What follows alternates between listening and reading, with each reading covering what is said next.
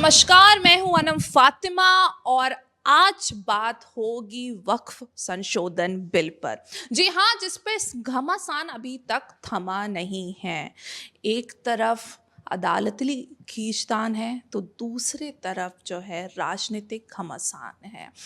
बड़े ही खूबसूरत शहर प्रयागराज में मौजूद हूँ और यहाँ हमारे साथ कुछ लोग मौजूद हैं। क्या राय रखते हैं वक्फ संशोधन बिल पर, आइए उन्हीं से हम सुनेंगे। जी बहुत बहुत शुक्रिया पहले तो आप सबका इस डिबेट में आने के लिए, और हम चाहेंगे कि आप अपने अपने जो ओपिनियंस हैं वो रखें। देखिए, जो वक्त पे घमासान मचा है, ये एक तथाकथित लोग ज़बरदस्ती घमासान मचा रहे हैं। घमासान जैसी कोई बात है नहीं भाई। आज की डेट में अगर किसी के पास 1 फीट की भी ज़मीन है तो चाहता है उसके पास रजिस्ट्री हो। अगर ये वक्त को अगर ये इतना ही मानते हैं तो अपने मकान और अपनी बिल्डिंगें क्यों आज तक वक्त को नहीं दे दिए? पहले या तो ये अपनी वहाँ से शुरुआत करें। और जब सरकार ने एक नियम बनाया कि भाई जिसकी ज़मीन जिसकी जायदाद उसकी रजिस्ट्री होगी, तो भाई रजिस्ट्री तो कर रही ना गवर्नमेंट। जो आप फ्री में लेकर के लोगों का टहल रहे थे, वो चाहे ओवैसी रहे हो, यहाँ एक हमारे यहाँ पूर्व में तथाकथित माफिया थे अतीक अहमद भी, उनकी आधी से ज़्यादा ज़मीनें सब वक्फ की थी। तो वक्फ ने इनको क्यों दिया ये आज तक नहीं पता चला। जबकि वक्फ का नियम ये था कि जो गरीब असहाय मुसलमान है उसके लिए आशियाने बनने थे, उसके घर बसने थे। लेकिन यहाँ पे लोगों ने उस ज़मीन पे अपने मॉल बनाए, अपने राजशाही ठाट के लिए अपना जीवन जिया। ये था वक्फ का अभी तक का। अब जो वक्फ आया है वो ओरिजिनल वक्फ काम करेगा। क्या दिक्कत है? रजिस्ट्री होने में क्या दिक्कत है? सारी चीजें लोगों के सामने रहेंगी। देखिए, वक्फ संपत्ति जो है हमारे पूर्वजों की संपत्ति है। अगर हम किसी को मोबाइल दान देना चाहें तो कोई हमको रोक लेगा? तो हमारे जो पूर्वज थे, देखिए वक्फ 2 तरह के, एक आल औलाद वाला वक्फ होता है, एक अला खैल का होता है, मतलब अल्लाह की राह में। और ये पूरी दुनिया अल्लाह की है, सब ने अपनी अपनी ज़मीन उस राह में उन्होंने दिया, तो ये वो होता है वक्फ। वक्फ का मतलब ये होता है कि आदमी जो भी ज़मीन दिया है, जिस चीज़ में भी दिया हो, जिस मद में भी दिया है, उससे जो पैसे आएंगे वो गरीब मुसलमान हैं उनके भलाई के लिए काम होंगे। क्या उनके भलाई के लिए इस्तेमाल हो रहा है? देखिए, जो मदरसे हैं, जो कब्रस्तान हैं, जो मस्जिदें हैं, तो वक्फ में वही होती हैं। उसका किराया आता है 1,50,000 करोड़ की संपत्ति है और कुल आपके पास कमाई है 28 करोड़ की। तो 1,28,000 करोड़ की संपत्ति अगर आप केवल किराए पे भी देंगे तो आपके पास 15,000 करोड़ रुपया आना चाहिए। देखिए, इन्होंने जो कहा, साउथ में चली जाइए, हजारों मंदिरें हैं जिनके पास ट्रस्ट में करोड़ों अरबों कई अरब खरब की ज़मीनें हैं, मठों में हैं। क्या उसकी गिनती, उसकी रजिस्ट्री नहीं होगी? खाली क्या उसकी रजिस्ट्री नहीं होगी? क्या उस पे विवाद है? क्या उस पे विवाद है? तो मुसलमानों पे भी सारा विवाद है। देश के अंदर सबसे बड़ी समस्या तो सिर्फ मुसलमानों के है। विवाद इन्होंने क्या विवाद किस पर हुआ है? विवाद मुसलमान पे नहीं हुआ है, विवाद संपत्ति पे हुआ है। जीता जागता उदाहरण है बहादुरगंज के छोटे हनुमान मंदिर के सामने का। इनको जानकारी होगी इरशाद भाई को। उसको लेके बेचा गया व्यापारियों के हाथ। क्या वक्त कहता है कि व्यापारी के हाथ में बेचो? वो था गरीब मुसलमानों का आशियाना के लिए। उस चीज को भूल के एक नई प्रथा को ला, ये व्यापारियों को बेच दिया गया, ये क्या कहना है इस पे? मैंने अपने भाइयों की बात सुना और जिस तरह से भाई ने हमारे शुरुआत करी थी वक्फ को लेकर, तो उन्होंने 2 चीज़ों को मिला दिया था। वक्फ बिल में जो सुधार और माफियाओं का कब्जा, ये दोनों अलग अलग चीज़ें हैं। सुधार कब नहीं हुआ? क्या 1953 में नहीं हुआ? 95 में नहीं हुआ? कभी आपत्ति नहीं हुई किसी को। लेकिन अब की जो आपत्ति है, कम से कम उसके बारे में आप चर्चा तो करिए कि आखिर आपत्ति है किस बात की। सिर्फ रजिस्ट्री की बात नहीं है। आप वक्फ के उन सारे क्लॉजेस को देखिए जिसके ऊपर आज तमाम देश के जो सेकुलर लोग हैं वो आवाज़ उठा रहे हैं। ना सिर्फ मुसलमान, पहली बात तो मुसलमान ही नहीं आवाज़ उठा रहा, बल्कि पूरा देश में जो सेकुलर है, आज 238 वोट अगर पड़ता है पार्लियामेंट में, तो क्या 238 मुसलमान सांसद हैं? ये बात आप कहे के एकदम। पर मुसलमान भी हैं ऐसे जो फेवर कर रहे हैं इस बिल का और बहुत ही खुशी खुशी इसका स्वागत कर रहे हैं। ये देश में स्पष्ट है कि सिर्फ हिंदू ही नहीं, मुस्लिम कम्युनिटी खुद इस वक्त के पुराने नियम के विरोध में खड़ा है। वो प्रयागराज की जनता के अलावा प्रयागराज में पूरे विश्व में आपको मिलेंगे। आज परेशान हिंदू नहीं है वक्फ बोर्ड से, परेशान मुस्लिम कम्युनिटी खुद है, जो इसका साक्षात उदाहरण हमने कहा इरशाद भाई के पड़ोस में एक बड़ी बिल्डिंग थी जिसको कब्जा करके बेचने का काम किया गया था, उसको पीडीए ने गिराया। एक नहीं है। देखिए, वक्फ बोर्ड जो अभी तक चला आ रहा था वो फ्रॉड बोर्ड था, इसमें कहीं से संशय नहीं है। और मुस्लिम कम्युनिटी में कुछ लोगों ने माफियागिरी शुरू कर दी थी। संशोधन की आवश्यकता इसलिए है कि मुस्लिमों का, इन्होंने कभी भी वक्फ बोर्ड की ज़मीन पर विद्यालय नहीं बनाया, इन्होंने कभी भी वक्फ बोर्ड की ज़मीन पर अस्पताल नहीं बनाया, कुछ नहीं बनाया सिवाय इसके कि किसी न किसी को बेचने का प्रयास किया। और कुछ चंद मुस्लिम परिवार अरबपति और खरबपति होते गए।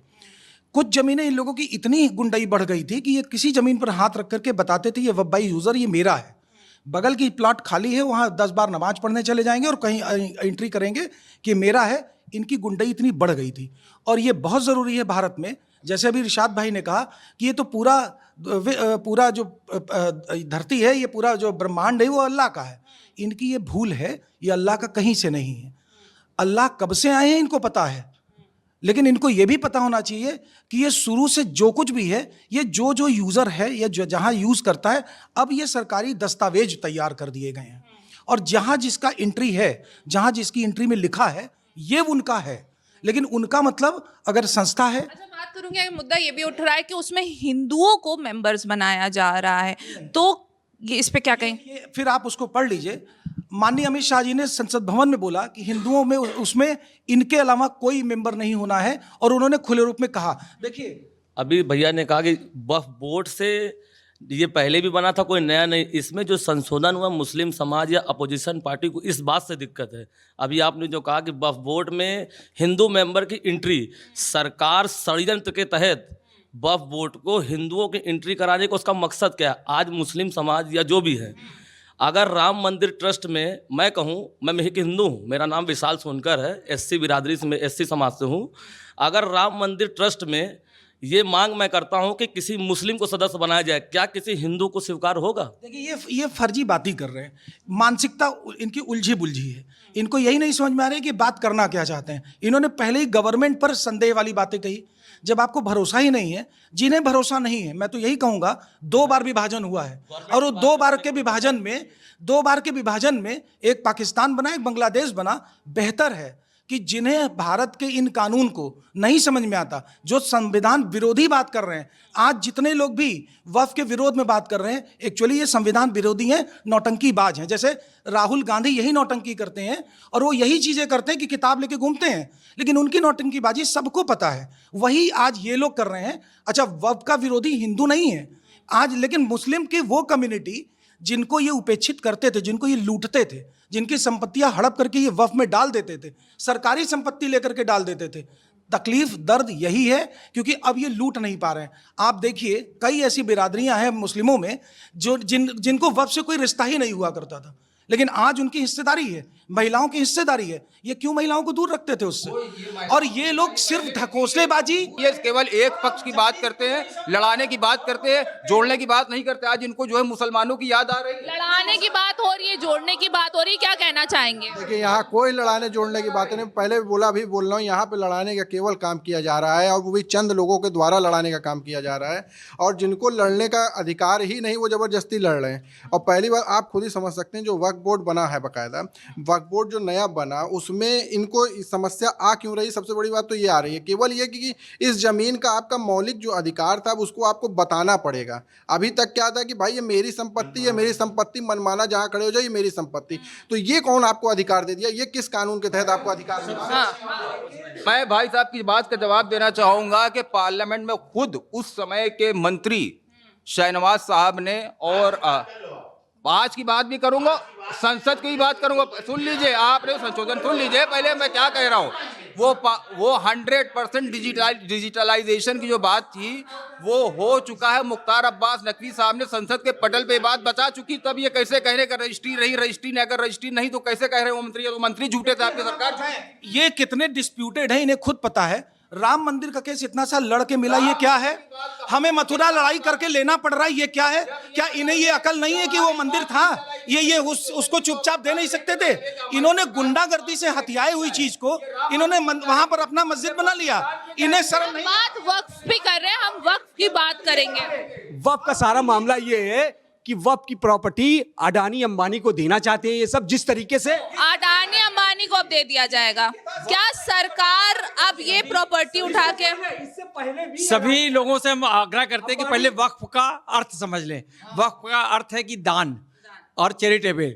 जब आपकी इरशाद भाई ने बहुत अच्छी बात कही कि पूर्वजों की, तो इनके पूर्वज कौन थे पहले इसी के, क्योंकि मुस्लिम तो यहाँ था नहीं, इस्लाम बहुत बाद में आया 1400 कुछ साल का, तो इनके पास संपत्ति आई कहाँ से? जब आपकी संपत्ति नहीं तो आप दान कैसे कर सकते हैं? किसी दूसरे की संपत्ति आप उसका उपभोग करें पर उसको आपके पूर्वज की जमीन ही नहीं है। नहीं है, एकदम सही बात। ये सब देखिए, यहाँ है ही नहीं ओरिजिनल मुसलमान। पूरी दुनिया, पूरी कायनात ईश्वर की है, जमीन की क्या बात है? सब जो है, देखिए वक्फ का सब मामला तो ये है कि लोगों को, एक मिनट खामोश, अरे खामोश तो रहिएगा आप खामोश तो रहे, आप खामोश रहे। हम क्या कहना है? देखिए, ये जो वक्फ बिल है ये सिर्फ और सिर्फ देश के युवाओं को, बेरोजगार जो बैठे हैं, ये लोगों की समझ लीजिए कि बस ध्यान भटकाने का एक बेहतरीन तरीका है सरकार का। ये वक्फ बिल से इतना जो कुछ सरकार कर रही है, टाइम वेस्ट कर रही है। आम, चाहे वो हिंदू हो चाहे वो मुस्लिम हो, इससे कोई खास उनको डायरेक्ट फायदा मिलने वाला नहीं है। इसमें सिर्फ राजनीति हो रही है। बताइए, एक लाइन में समस्या बताइए। एक लाइन बताना चाहूंगा, वह सुनने का प्रयास करिए। भाजपा, आरएसएस, जितने भी हिंदू संगठन, उनका एक तर्क, एक मिनट सुन तो लो, मैं बता रहा हूं मेरे भाई, सुन तो लो। अपनी बात को मेरे मुंह में नहीं डाल पाओगे आप, मेरे सुनने का प्रयास करो। मैं ये कह रहा हूं, इनका, ये लोग कहते हैं कि कांग्रेस की सरकार ने और तथाकथित कांग्रेस की सरकार और तथाकथित मुस्लिम लीडरांस ने वक्फ बोर्ड की संपत्ति बनाकर मुस्लिम समाज जब से आज़ादी बहुत ऐश किया, कल्याण किया, और सदन में खड़े होकर मोदी जी कहते हैं कि वक्फ बिल हम मुस्लिमों को कल्याण के लिए ला रहे हैं। या तो अमित शाह झूठ बोल रहे हैं या फिर उनका आरोप गलत है। ये तो जो उपेक्षित मुस्लिम हैं, जो मुस्लिम अभी दर दर भटक रहे हैं, जो अशिक्षित हैं, उनके लिए कल्याण बोर्ड है, ये कल्याण का ही बिल है।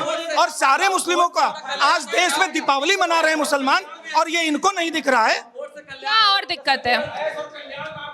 देखिए, आज देश की जो मूलभूत समस्याएं हैं, बेरोजगारी है, हम पूछे वक्फ बिल में, हाँ दिक्कत, सुन लीजिए, भूखमरी है, शिक्षा है, स्वास्थ्य है, इन सब बातों को जनता न पूछे। चीन ने कितनी जमीन कब्जा कर लिया उसको ना पूछे। वक्फ की जमीन पे कब्जा कर लिया, वक्फ की जमीन पे कब्जा कर लिया। भारतीय जनता पार्टी के लोग बोल रहे हैं, एक मिनट, मैं आपको कमी बता रहा हूं। अरे आपको नहीं, वक्फ की कमी बता रहा हूं। वक्फ की कमी यह है कि मोदी जी ने क्यों इस कानून को बनाया कि केवल न सिर्फ हिंदू बल्कि उसके अंदर मुसलमान ही बल्कि हिंदू भी रहेंगे। आप हिंदू एंडोमेंट बोर्ड में क्यों नहीं बनाते? अमित शाह के बयान को आप जो है, अमित शाह के बयान को अगर आप कानून मानेंगे, वो कानून, देखिए, जहां विरोधाभास है, पहली चीज तो मैं मेरी संपत्ति को उसको दान करूं। दूसरी चीज, नॉन मुस्लिम की एंट्री वक्फ बोर्ड में। तीसरी चीज, काशीनाथ विश्वनाथ कॉरिडोर का पदेन जो सभापति होता है उसका वहां का तत्कालीन जिलाधिकारी होता है। लेकिन उसमें एक लाइन ये लिखी हुई है कि अगर उस समय तत्कालीन डीएम मुस्लिम होगा तो उसका पदेन अधिकारी नहीं होगा, उसके नीचे या ऊपर होगा। तो क्यों नहीं वक्फ बोर्ड में हिंदुओं को एंट्री क्यों हो रही? जब वहां पे मुस्लिम एंट्री नहीं है काशी विश्वनाथ में, तो वक्फ बोर्ड में मुस्लिम एंट्री हिंदू क्यों होगी? मैं स्वागत करता हूं भाई के पक्ष का कि हिंदू मुस्लिम सिख ईसाई, आप हमको एंट्री दीजिए, हम आपको एंट्री देते हैं। आप कहिए कि हम आपको एंट्री देंगे अपने बोर्ड में, राम मंदिर बोर्ड में, सारे मंदिरों में। बोलिए, राम एंट्री मिलेगी? देखिए, मिलेगी, हम यहाँ एंट्री मिलेगी। देखिए, हम बता रहे हैं, यहाँ मौजूद हर आदमी से एक ही चीज पूछेंगे, कोई भी आदमी वक्फ बोर्ड में संशोधन से तकलीफ क्या, ये बता ले। नहीं बता रहे हैं। काशी विश्वनाथ और राम मंदिर ट्रस्ट में मुस्लिमों को एंट्री मिलेगी? मेरा सवाल भाजपा से है। बिल्कुल नहीं है। पहली बात तो उसमें विवाद है ही नहीं। जब विवाद नहीं है तो एंट्री क्यों? जब विवाद नहीं तो एंट्री नहीं। विवाद जब उस चीज में है ही नहीं तो उसमें एंट्री कोई, विवाद नहीं तो एंट्री नहीं। हमारे साथ हमारे सहयोगी विशाल तलवार भी हैं जो इस बातचीत को लगातार सुन रहे थे, और हम उनसे भी जानेंगे क्या ओपिनियन है उनका और किस तरीके से वो देख रहे हैं वक्फ बिल संशोधन को। देखिए आनंद जी, पहले तो मैं क्लियर करना चाहूँगा कि 600,000 एकड़ ज़मीन भारत में वक्फ बोर्ड की है, जिसमें से 1,000 एकड़ ज़मीन इलीगल है और रजिस्टर्ड नहीं है। 5,000 एकड़ ज़मीन पूरे भारत में वक्फ बोर्ड के नाम रजिस्टर्ड है। वक्फ का जो इशू था ये कुंभ मेला से शुरू हुआ। कई लोगों का कहना था कि जहाँ पे कुंभ मेला हो रहा है वो ज़मीन वक्फ बोर्ड की है। आज एक नया इशू आया, एक मुंबई की बड़ी जाने माने वकील हैं, उन्होंने कहा कि मुकेश अंबानी का जो घर है वो भी वक्फ बोर्ड की प्रॉपर्टी पे बना हुआ है। रोज एक नई चीज़, रोज एक नया तरीका। पहले तो आइडेंटिफाई करना पड़ेगा कि वक्फ बोर्ड की कितनी प्रॉपर्टी है और कितनी नहीं है। देखिए, हमारा कहना है कि ये सब कानून जो बना है इसमें हमारे बाप दादाओं की प्रॉपर्टी है, ये हमारे बाप दादाओं की रहेगी। कौन कह रहे हो? कौन? बाप का देश है ये, आदम अलैहिस्सलाम का देश है ये, हमारे बाप आए हैं इस देश में पहले। कौन? ये मुस्लिम भाई कह रहे हैं कि मेरे बाप दादा की बाप दादा, इनके पूर्वज कौन थे? इनके पूर्वज हिंदू थे। क्या कहना है? देखिए, मेरे अंदर बहुत ताकत नहीं, चिल्ला नहीं पाऊंगा, लेकिन कुछ लोगों के सवाल का जवाब देता हूं। आप साहब कहें कि वक्फ विधेयक की तकरीबन 70% ज़मीनें हैं जिनके ब्यौरे नहीं हैं, और उस पर मुस्लिम लोगों का कब्जा है। हाँ, तो हम ये कहना चाहते हैं, और अतीक सांसद जी जैसे और अब्दुल्ला आजम खान जैसे लोग और आजम खान जैसे लोगों का कब्जा है, वो ऐसी लोगों जैसे का कब्जा है। तो मैं ये पूछना चाहता हूँ सवाल विनम्रता से कि अक्साई चीन का जो बॉर्डर है, वहाँ जो ज़मीनें कब्जा हैं वो किसने कब्जा किया है? क्या सांसद अतीक अहमद ने कब्जा किया है, आजम खान ने कब्जा किया है, या ओवैसी ने कब्जा किया? पहली पॉइंट नंबर 1। दूसरा सवाल ये कि आपने आप साहब ने कहा कि इससे जो विधेयक संशोधन हुआ है उसमें तकरीबन बहुसंख्यक मुस्लिम सहमत हैं, हाँ, इस विधेयक से, आपने ऐसा कहा। मैं ये कहना चाहता हूँ कि ये शख्स जिनके अगले अपनी सांस पे विश्वास नहीं है, वो एक देश में जिसमें 130 करोड़ आबादी बसती है, और वो मुस्लिम जो दूसरी सबसे बड़ी आबादी है, उस आबादी का ये पुष्टि कर रहे हैं कि पूरी संख्या है जो इस विधेयक से सहमत है। तो क्या ये अकेले एक शख्स सहशरीर जिनको अपने अगले भविष्य का पता नहीं है, वो पूरे विधेयक का पुष्टि कर सकते हैं? ठीक है, मैं एक बार फिर से अपने सहयोगी के पास आती हूँ, और क्योंकि उन्होंने सारे लोगों को सुना, क्या कहना चाहेंगे विशाल जी? अभी जैसे आप बता रहे थे, इनको कुछ क्लियर नहीं है प्रयागराज के बारे में। नूरुल्लाह रोड पे जो संपत्ति बनी हुई है वो ज़्यादातर केपी ट्रस्ट की है। पुराने कागज आप उठा लीजिए तो कायस पाठशाला की काफ़ी ज़मीन जो नूरुल्लाह रोड पे है, और जब वहाँ सब्जी मंडी से आगे बढ़ेंगे तो लेफ्ट हैंड साइड पे आप देखेंगे कई मालिकाना नूरुल्लाह रोड पे कायस पाठशाला का है। दूसरी बात रही अतीक सांसद की, तो अतीक अहमद जब सांसद थे, उसके पहले विधायक रहे, उनकी कंप्लेंट्स हैं, उनकी से जो लोग परेशान है, एग्रीव्ड, उन्होंने कंप्लेंट दी कि मेरी ज़मीन कब्जा है। वक्फ बिल का जो मसला है, अभी हमारे जो शीर्ष नेतृत्व के लोग हैं वो सुप्रीम कोर्ट भी गए हैं, और आगे इस पे क्या अमेंडमेंट हुआ है बिल पे, इसकी सारी जो कॉपी है, इसको पढ़ने के बाद जो हमारे सीनियर लोग हैं इस पे डिस्कशन करने के बाद आगे हम लोग इस पे आगे विचार करेंगे कि इसमें कहाँ पे क्या गलत है और क्या सही है। कुछ चीज़ों को जो मतलब हमारे अपने लोग बैठकर वक्फ बिल के मतलब वक्फ बोर्ड की आड़ में कुछ धांधली किए हैं, उसी का नतीजा है कि कुछ जो है वही धांधली को तो रोकने के लिए हो रहा है, उसी धांधली को रोकने के लिए ये रोकने का काम जरूर कर रहे हैं, लेकिन जो ये वक्फ बिल लाया गया है, एक तरफ छोटे कि सारी कम्युनिटी में सिर्फ परेशान राजनीति करने वाला वही परेशान है कि वो कब्जा नहीं कर पाया। ये जितने भाई बैठे हैं कब्जा नहीं कर पाए हैं, इसीलिए लड़ रहे हैं। क्या मानते हैं कि कुछ लोग ऐसे थे जो इसमें धांधली कर रहे थे, गलत कर रहे थे? क्या इस बात को मानते हैं? देखिए, हम आपको बता रहे हैं कि आप मानते हैं? आप मानते हैं कि नहीं बताइए? 101% हमारी चीज है, हमारे अपने लोग उसमें अगर धांधली कर रहे हैं तो हम उसको कोई गलत नहीं मानते, क्योंकि वो चीज हमारे कौम के लिए काम आने वाली चीज है। हम इस पर क्या कौम के लोग खुश हैं उस चीज से? क्या कौम के लोग खुश हैं? क्या धांधली हुई है? क्या कौम के लोग खुश हैं? मैं आपकी जवाब देना चाहूँगा आपके सहयोगी साहब से कि उन 2 बार आपने उनसे पूछा, उन्होंने 2 बार आपको प्रयागराज इलाहाबाद के बारे में बड़ी डिटेल से बताई, तो मुझे लगा कि ये वक्फ बोर्ड खाली इलाहाबाद वक्फ बोर्ड बिल तो नहीं है, बल्कि पूरे देश का। बार बार उन्होंने एक नाम लिया, अतीक अहमद। आप पूछ रहे थे कि इसमें घोटाला हुआ है कि नहीं हुआ है। मैं पूरी जिम्मेदारी से कह रहा हूँ उसमें बिल्कुल घोटाला हुआ है, बहुत जगह घोटाला हुआ है। आप स्वागत करते हैं इस बात का?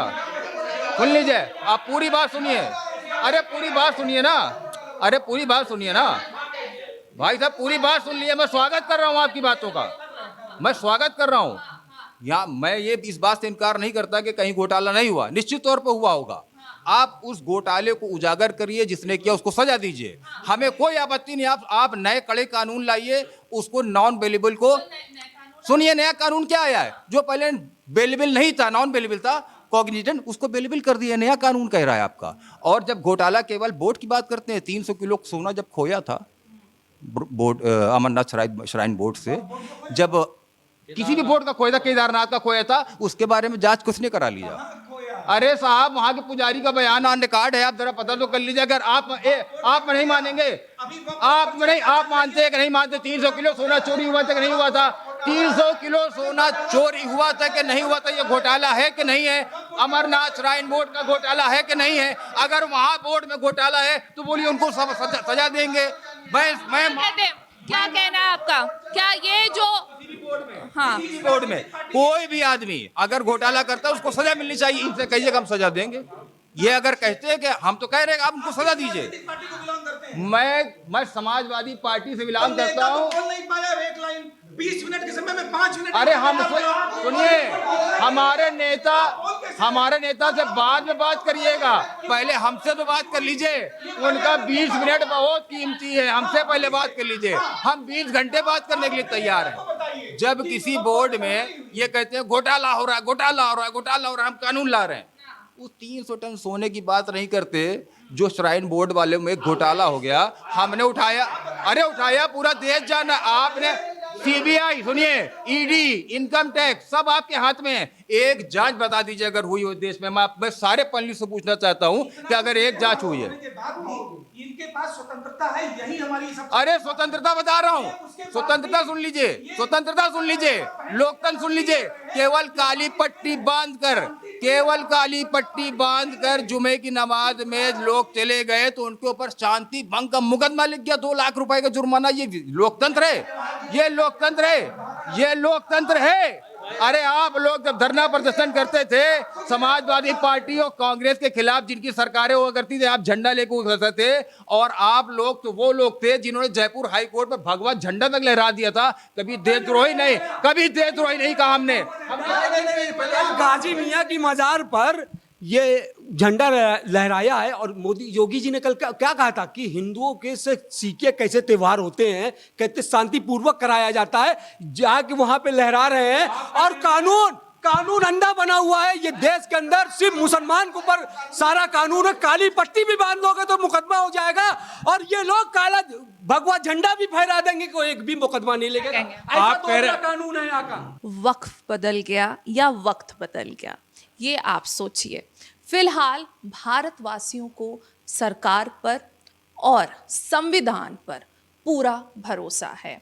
मोदी सरकार हमेशा ही एक विजन के साथ, कन्विक्शन के साथ एग्जीक्यूशन करती आई है, और इस बार फिर हर भारतवासी उनसे यही उम्मीद लगाता है कि जो भी वो करेंगे वो भारत के लिए और भारतवासियों के हित के लिए करेंगे। फिलहाल इस पेशकश में इतना ही। मुझे अनम फातिमा को फिलहाल दीजिए इजाज़त। वीडियो जर्नलिस्ट संजीव मिश्रा के साथ अनम फातिमा, भारत एक्सप्रेस, प्रयागराज।